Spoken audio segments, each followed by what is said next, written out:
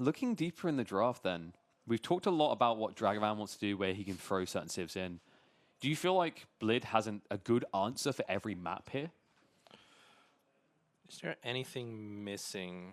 I mean, I would say he is like Frisian Marshes is the wild card, right? He's Do you think just Mongols there? He needs the Mongols there, And do you not just like? I'm wondering, Dragevann, does he Iobids? Or is HRE better? he made Iobids look good, but I feel like if you have HRE and you're not playing it on Holy Island, I feel like you just take it there. And you have Zushi for Holy Island. Yeah, like that's one thing that usually has to be the Holy Island pick. I think the French might just be a beta there. Like, you know, we've seen a few players try to make it work on Frisian. We've seen players try to go back to Dry Arabia. Look, if we see Chamber of Commerce and Frisian Please Marshes, stop. I'm just gonna be. We're gonna see a French versus Jenny pick up on both sides. Chamber of Commerce.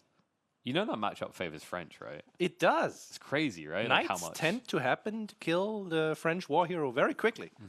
It's interesting as well because, like, if you can outplay in the first fights, she snipes 1 or 2 because that's the beautiful thing. You always get a range form, right? Yeah. You get them low because realistically, if you're fighting what is basically a mirror, you have to min-max your troops to the minimum health to get value. Yeah. And that opens a value point for Joan. But it's so hard time and time to flirt with it. And, you know, I don't think you'll see trade in that case, to be honest with you. I don't think so either, but I just like to fantasize about it. It's like every time I think about trade, I'm like, wow, Joan's here, maybe trade. And then you remember, it's like, that's a lot of XP. That's a lot of XP, and also, you know, there's investment, there's timings, there's less knights. See, look at the difference between the players. I've been there. I've been Dragavann's age, believe it or not. No water. Got to hydrate, mate. Or maybe Blid just took it. He has 2.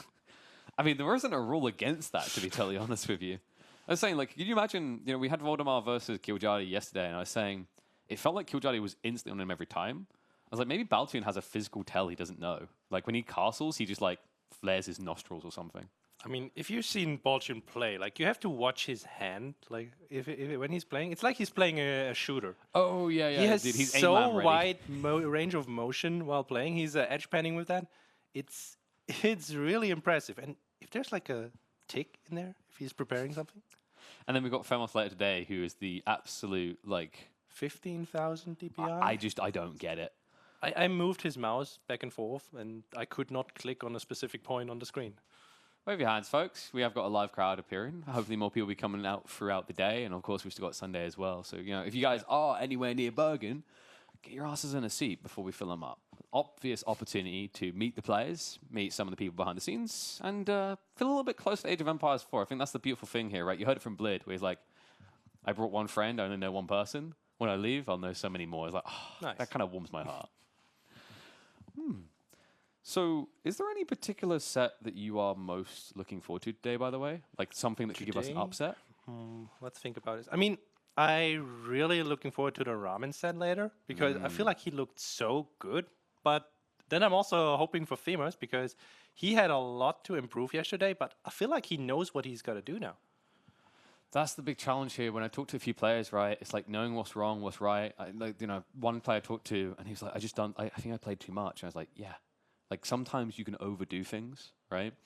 You hear about some players going, yeah, I just had a game of Dota 2. Or like, yeah, I just went and played some multiverse. Like, I remember Marinela when he went on that burner last year, he's like, yeah, I've just been playing fighting games. I'm like, what? Or Beastie, when he had a good run, he'd been playing WoW at the time. Like, you know, these things, it sounds counterproductive, but sometimes you can overdo something, right? 100%. Like, I do a bunch of bouldering, and if I go up past 2 hours, I know I'm going to do bad climbing because my arms are weak and I'm cheating. I'm not really improving my form. I'm hurting it. But you know what? It's time to see who's going to be on form here. We open up day number 2 of King of the North. Dragevann versus Blid. A lower bracket elimination series here. A best of 5 that starts off with Himeyama. Dragevann with the Roos in the purple, and Blid takes to the Ottomans in the green. So, KP, talk to me about Himeyama, because it's been a while since we've seen it in any way, shape, or form. What do you think of this map? I love this map, man. You know, it's got that prairie-esque element without feeling like there's no wood, which is hard to achieve. And it creates an interesting dynamic with that. Like, I don't know if are you an English main who likes to sit on mountain pass by any chance? Excuse me. All right, I just had to check that I'm in good company. I'm a big fan of these more aggressive maps. I know you like your island there, but I've got to say I'm not particularly enjoying that place down there. Yeah, and that's where I'm at. I would rather see someone be able to come out and do damage instead of just having a lock-stock location you can't hit at all, right? Like, Hill and Dale, I'm kind of a mixed bag about because it is inherently a defensive map. But something like this, you know, you get wood at the start, but it's so exposed, right? That's why English was a very good pick here for a long time. So every time Himiyama comes out, that's music to my ears. Yeah, the prairie-esque nature of the map with being super open and resources being spread out there, it very much reminds me of Prairie, and that's why I always like to tend to go for a Night Civ here if I can, but then again... We do have Ottomans that could build Sipahi, but so far we've yet to see anyone able to really pull that off. I mean, there was an opportunity yesterday, right? Voldemar did have a look together, but I talked to him about it. You know, I was saying to one or two other players that there's something weird about Sipahi where they feel more precious than any other cav unit because they're more fragile than a knight, they're more expensive than a horseman.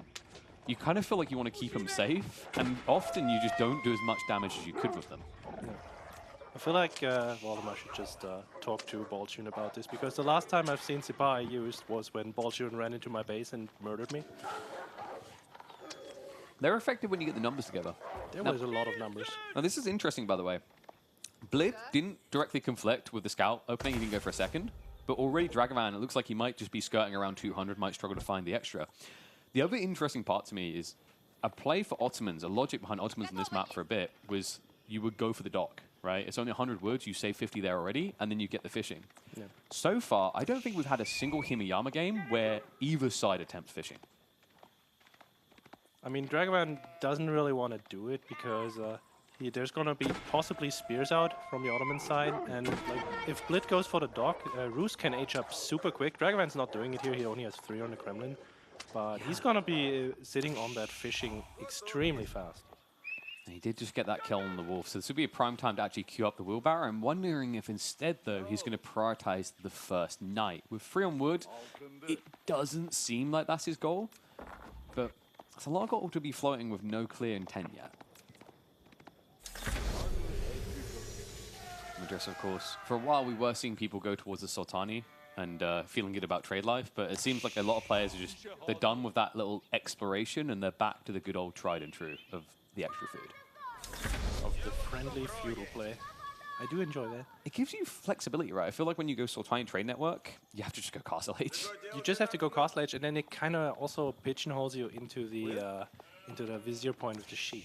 But the thing about this is like that sheep point is still good. The difference is the 10% extra mining speed also adds up. And that's the point, right? Is like if you go for this, you can play feudal, but if you need to rush castle, you've still buffed your food gathering rate, and you get that point, and now you've buffed your gold gathering rate. Yeah. Whereas when you go for the trade network option, it doesn't really serve the gold as well, because you should realistically be getting that from the trade. So you're only really getting the food values. It's an interesting dynamic one that we've got on our hands there. And Dragevann, in the meantime, well, you said he was playing meta. We're playing meta. We're playing meta. So the thing is, Ottomans can actually just match this, and we still have Blid sitting on the stone. He's putting the military school up, but I feel like going 2TC here against the Roos 2TC is a good choice. But we'll see. He's sitting on 150 stone, and it's going to continue. And it's quite a peculiar matchup, right? Because Roos probably don't just want to spam knights when they reach castle. Like, there is always a Janissary threat if you're being mirrored on the castle age. It's like, what do you lean there? Do you maybe try to pressure and feudal archers and then scale up? And then maybe go men-at-arms of the Roos? Because I don't know if you noticed this, but we've got a lot of Roos games at the moment where people are going MAA instead. Yeah, they're making it look good. Like, usually you would think, well, basic MMA, what does it do? We're so used to the HREs with their maces, or the English ones who just ignore anything that shoots at them. But yeah, actually, men-at-arms are a good front line that can tank a lot, even if they're not in the super form. But keep in mind, this is Dragevann. Horse archers? No, it's Dragevann, not Faye. Okay, KP's gonna kill me, guys. I mean, he could go horse. I don't want to do this to, but like, I think there's only one player here I trust with horse archers, and you're going to have to play my national He's anthem. not playing today. Yeah. Yeah, exactly. He's the only one I see make it work in the high level. It's kind of baffling to this day. But Spearmen are on the way from Blid with a double military school, and that suggests a fast castle build right there. Outpost going up already on the gold. Do you think the outpost is necessary if you go for the military schools with the spears? Yeah, because he's paranoid Dragevann sending archers, right? Like, I could see a Roost player sending archers on this map. Remember what we said about how exposed everything is? Like, if 10 archers show up here, what are you gathering safely, right? So, like, this gives him a bit of flexibility where he has the spears if the knights come in, and now he can casually scale into Sapahi, because otherwise, actively doing so is so expensive. 100%. Like, you would have to scout for it. Okay, we see double stable. That's going to be interesting. Interesting reaction as well after he sees the outpost, but this is Dragevann saying he's castling, right? Like, it's very obvious he's castling. Knights are more value than archers there, because knights will keep value in castle compared to archers, and you get that die potential to get kills with small amounts. So, pretty cool play overall.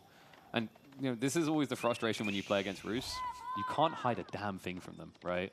Like, it was obnoxious the way he almost burnt down the outpost with 3 scouts, but even if he wasn't doing that, you couldn't creep resources, you couldn't go for a second TC on the dit. Like, any move you make is always seen by this pesky Sea of the Roos.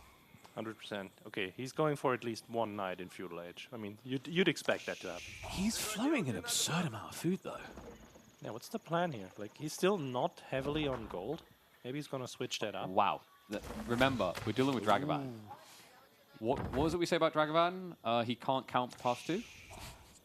I'm kidding. I thought that was GOA. Wait, no. I think he's, you know what, he's just the European GOA. Dragevann is no secret he'll admit himself. He's a big fan of Feudal Age. He has Rams. Why go beyond it, right? So I think we've just got to kind of send it before Blid gets that potential online. Like, yes, it's 2 military schools, but you also need to actively produce units when you reach Castle Age. 3 stables and 2 ranges. Well, this is going to be a heavy push. What is Blid doing? He's almost going up to castle right now. It's still a lot of food, right? Like, I feel like Dragevann could have 2 more knights out with this type of economy. He definitely could. And like, the timing is really good for Blid here. He's going to be up, and the first mangonel, like, as soon as you hit that castle age, the mangonel timer ticks on, and then your archers basically become toy soldiers. That's why he needs to prep the dive now. Blid, yet to start that tech up, is adding in the racks, but the archers already arriving. This becomes slightly problematic for the Ottoman player. Mehmed Imperial Armory now being triggered, but that position, yeah, thank God. He was sending it on the south side of his base, outside of TC range. Finally recalibrates towards the back. Yeah. Oh, he loses the scout, unfortunate there. So he's going to be blind on that eye. At least he's got the tower at the top. And that will force a wider rotation from Dragevann. So realistically, the dive shouldn't happen before the armory comes through. But what could happen here, look at the gold locations. If Dragevann pressures there early, potentially goes for a fast ram play, he can starve the Ottomans out of gold in castle. Yeah, we're only up to 3 knights at this point. Like, he definitely should have more. And if Blid just goes up, switches his military schools to man-at-arms, this could definitely work for him. Like, all he needs to do is deal with the knights that are already out. He does have Sipahi, which are also strong. That comes in, though. If the scouts move across quickly, he should be able to blitz through this. Archers are going to dive deep to cut off the retreat. Starts to poke at the villages. Tech up now in. And the men-at-arms you mentioned have now been queued up out of the racks by Blid. This looks like a problem, actually. Like Blid, I mean, he can get a decent amount of men-at-arms, you were saying, but I'm wondering, you know, can Dragevann just mirror that with knight count here? Yeah, there's 3 more knights in the queue. Blid? You know, he does have the stables up, so 5 knights. And the mango is on the way, but Blid is sitting on a lot of resources. I think he's a bit stuck what to do with it, right? He built 1 men-at-arms and then stopped because he's like, he has feudal knights, right? Like, if he cycle charges me, I'm in trouble here. Just make the castle ones. I mean, just make, like, you could try to make knights here, right? But you only get 2 out. That's my worry, is, like, his Dragevann read him and made him wept here. Like, all of the gold options, you can already see Blid is prepping to go south side here. That's so far at the base, and remember what we said about the Roos? You should never get anything for free against them. They should see every move you make. Blid boldly goes out again onto that gold. Says just, please, sir, a little bit more. I'm afraid not, sir. Movement in, 2 villages going down. Make it 3, make it 4 here. And the Knights easily able to camp in this area. Big losses, and Blid now behind by 16 villages. Looking really rough. The Roos are scaling. Dragevann is still sitting on so much food. I don't know what he's doing with it. Blid might be a little overzealous here, though. I don't think he can take this fight just yet. He's got a Lancer in the mix, maybe feeling confident about that detail. And one of these is a scout, right? So Dragevann may need to be temporarily resetting here. He's actually gathering the deer from right next to Blid's base. Speaking of overzealous, he only has the 5 knight, right? He did not really commit to the knight production. Steel Arrow's coming in. Now there's a lot of armored units. Steel Arrow is going to double his damage up against his men-at-arms. More knights have now arrived. Blid slightly outnumbered, may have misread the situation. He trickles troops in.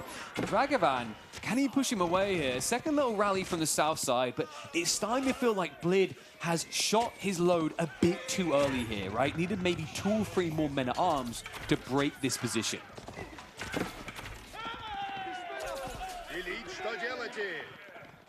But don't worry, I'll have a mango soon. Unfortunately, it'll be unguarded. You know, we're just gonna make it work with the pathing and block it with village. No, okay, wait, that's a bad idea. It's okay. I've got 36 villagers that make a great front line.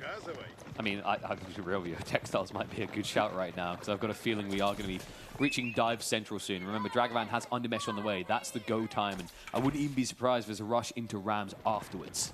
Yeah, and he's up to 6 knights now, 2 more coming, so this is a good timing for him. Blid still has so many resources. I feel like you just queue up a bunch of spears just to protect your mangonel here. Against 20 archers, though. You've got to be super defensive between your buildings. I mean, do you think he's tunnel visioning it where he's like, I mean, I can afford spears, but I can't afford veterancy? But your point is like the veterancy doesn't matter, right? It's just cannon fodder to protect the mango. Cannon fodder and brace. I mean, you can also go for supply, but... This outpost, this might be a mistake. Look at the mango positioning right now. Dragevann could just pivot. Instead, he sticks to the target like glue. Nice shot. Villagers cannot get the outpost up, though, and he needs that second shot to really get the value. Sapphire going to start poking, but the knight count is getting worrying here. About to be double digits for the Roos. That's right in. Mango overextended. Blid needs to pull villagers for the repair. Only 1 spearman here to protect it. Isn't going to be good enough. And the repair crew not quick enough. It cost a few knights, but it was definitely worth it. Second mango should be about half a minute out. But this is getting messy. Remember, while this is happening, Dragevann is scaling that eco lead. We are now talking about a 30 villager advantage. And because Dragevann took the deer from near the enemy base, he's not running out of food quickly here. Yeah. Blid also still completely cut off from the goal. So he got his castle age, but what is it really giving him? Access to men-at-arms that he can get from his military school because he can't pay them anymore. I mean, is this going to be a keep? Okay, I was about to say, he's got 470 stone. I don't know where we're going. Apparently, we're going to game number 2. Dragevann taking the first. Well played, just showing that, you mentioned it, he's been playing a bit of meta, he's been playing a bit of standard, and he's starting to realize standard play actually isn't a bad idea sometimes. Wait, the majority is right, that can't be true. Whoa, maybe. I mean, in fairness, you know, usually the meta is like what Roos tried to go fast castle, but I like that he just invested. You know, a recurring theme we saw yesterday is the player that usually castled first died. That was against Kildradi, though, most of the time. I think 3 of the times. It kind of felt like it was going that way for a lot of series, though, right? Like, we are in a feudal-heavy meta, so, like, you know, the beautiful thing about waiting second to go castle is you can punish your opponent for doing it first, right? And I think that was nicely executed here by Dragevann. Also, the understanding, just like we see from Kildradi, as you mentioned, sometimes you don't even need to age up, right? Like, it's not just about doing a little bit of damage. You could do fatal damage. Oh, that military graph does not look friendly. But he did get more stone. He did get more stone. Oh, bless him. Blid, gonna have to reset. Look next. I mean, in fairness, we mentioned it was one of Dragavann's most potent picks. Roos is always just so flexible. But we have to be real about this draft. When we look at it, we see a lot of potent, very powerful, competitive picks for Dragevann, right? We mentioned he's got the HRE, he got the Byzantines.